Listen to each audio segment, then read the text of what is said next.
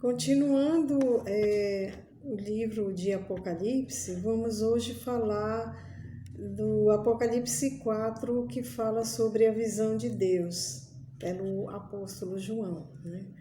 Então, no verso 1, vamos dizer assim: Depois destas coisas, eis que estava uma porta aberta no céu, e a primeira voz, que como de trombeta ouvira falar comigo, disse: Sobe aqui, mostrar-te-ei as coisas que depois destas devem acontecer.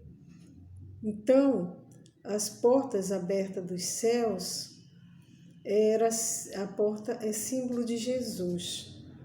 Como que sabemos?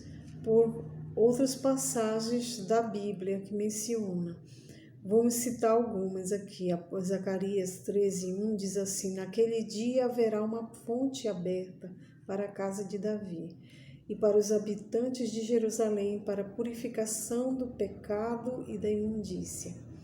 Esta fonte aberta era símbolo de Jesus, que limparia os pecados de Israel.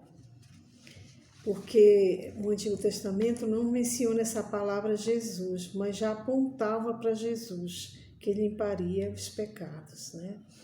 E outra passagem, Isaías 60:11 diz: E as tuas portas estarão abertas de contínuo, nem de dia nem de noite se fecharão, para que tragam a ti a riqueza dos gentios, e conduzidos com elas os seus reis.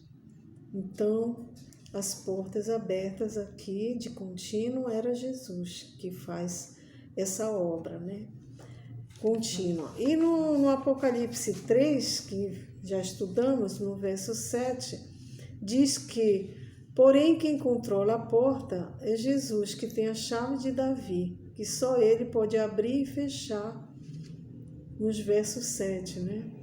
E no verso 8, conheço as tuas obras, eis que diante de ti pus uma porta aberta, que ninguém pode fechar, que era o símbolo de Jesus. Então, outras passagens bíblicas que falam em porta, nem sempre é mencionado para Jesus, como em Jerusalém tinha um muro que tinha 12 portas. Essas 12 portas eram símbolo das 12 tribos de Israel, né? Mas especificamente nessas passagens já mostra Jesus que representaria, faria o papel dele como limpar os pecados, né, do povo. Continuando aqui, no verso 2 diz assim: O anjo mostra um trono. Logo fui arrebatado em espírito, e eis que um trono estava posto no céu, e um assentado sobre o trono. Quando ele diz fui arrebatado em espírito, isso significa que ele estava não fisicamente, mas só em espírito, né? Então é uma visão que ele teve, né? Essa palavra arrebatamento significa isso. No verso 3 diz assim: E era o trono de Deus que estava sentado, era na aparência semelhante à pedra de jaspe sardônica, o arco celeste ao redor do trono, e parecia ser semelhante à esmeralda. Para que a gente saiba, a pedra de jaspe é um mineral opaco, que tem uma cor variação de vermelho amarelado. E quando se quebra essa pedra, ela fica uma superfície lisa, que bonita, que dá para ornamentar. Então era usada assim para ornamentação. E a pedra de sardônica, ela tem uma cor assim acastanhada, avermelhada. Já era ela mais translúcida e era usado como tratamento térmico naquela época. E no verso 4 diz que ao redor do trono havia 24 tronos. E vi sentados sobre os tronos 24 anciãos, vestidos de vestes brancas, e tinham sobre suas cabeças coroas de ouro. Essas características representadas, nós sabemos que não são anjos. Por quê?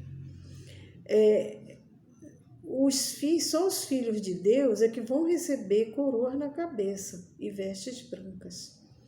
Então, na Bíblia, também são mencionadas algumas vezes essa palavra anciãos na congregação. Vamos ver lá no livro de Salmos 70, 32, que diz assim: exaltem-no na congregação do povo e glorifiquem-no na assembleia dos anciãos. Já existia pessoas representando anciãos na igreja, né? No outro livro, já do Novo Testamento, no livro de Atos 17, que fala que Demileto mandou a Éfeso a chamar anciãos da igreja. Então já existia esse cargo na igreja, né? No livro de Gênesis diz que José subiu para sepultar seu pai. E subiram com ele todos os servos de Faraó, anciãos da sua casa e todos os anciãos da terra do Egito. Então era comum a cultura ter pessoas representando anciãos, né? Hoje em dia, nas nossas igrejas, algumas fazem assim eleição de cargos como anciãos, né? Por exemplo, na igreja adventista, eles são nomeados para administrar a igreja na ausência do pastor, porque às vezes o pastor recebe várias igrejas para administrar e eles representam a igreja local ali, né? Então ele tem um papel importante. E é tão importante que lá no céu vai ter também 24 representando o povo de Deus, né? Então vamos agora continuar o verso 5 agora, né? E de todo do trono saía relâmpagos, trovões, vozes, e diante do trono ardia 7 lâmpadas de fogo, que são 7 Espíritos de Deus. Aqui mostra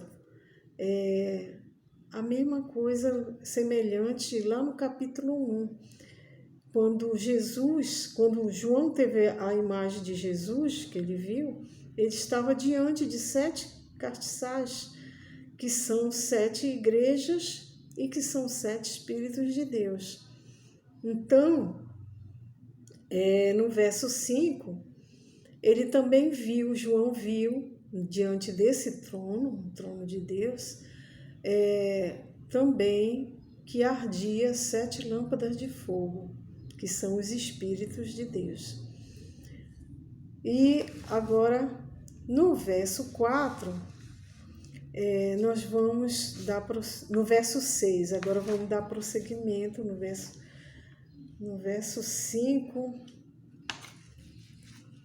que falava dos Espíritos de Deus, e no verso 6 diz: adiante do trono, como um mar de vidro, semelhante a cristal, e também no meio do trono, ao redor do trono, 4 seres viventes, cheios de olhos por diante e de trás.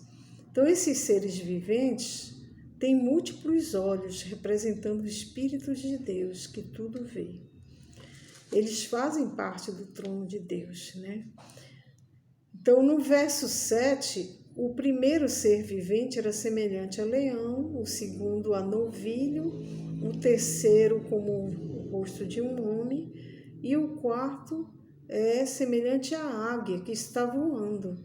Então, aqui, nesta visão, é semelhante à descrita também na visão de Ezequiel, lá no Antigo Testamento, que ele menciona esses 4 animais no trono de Deus.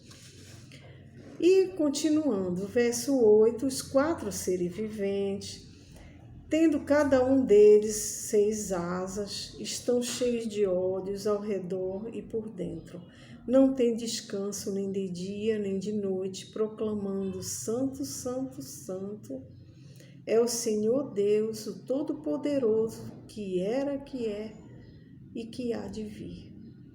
Então, As asas aqui é símbolo de rapidez. É como o Espírito de Deus, ele está em todos os lugares e vê tudo. Então, por isso que esses 4 seres, eles representam o Espírito de Deus, né? E aí ele está colocando a primeira mensagem que eles estão proclamando, né? Que Deus é o Criador da Terra, né? Que Ele era, Ele é e há de vir. Então, Deus é o dono do nosso planeta, o nosso Criador, né? E não outro, né? No versos de 9 a 11, que é os restantes do capítulo, apresenta um evento, né? Diz assim: quando esses seres viventes derem glória, honra e ações de graças ao que se encontra sentado no trono, ao que vive pelos séculos dos séculos, os 24 anciãos prostrar-se-ão diante daquele que se encontra sentado no trono, né? E adorarão ao que vive pelos séculos dos séculos, e depositarão as suas coroas, e proclamando que Tu és digno, Senhor Deus e nosso, de receber a glória, honra e poder, porque todas as coisas que Tu criastes, sim, por causa da Tua vontade vieram a existir e foram criadas. Então, ele descreve um evento. Esses eventos, pelos 24 anciãos, que são homens, então é um evento que ainda está no futuro, que vai acontecer.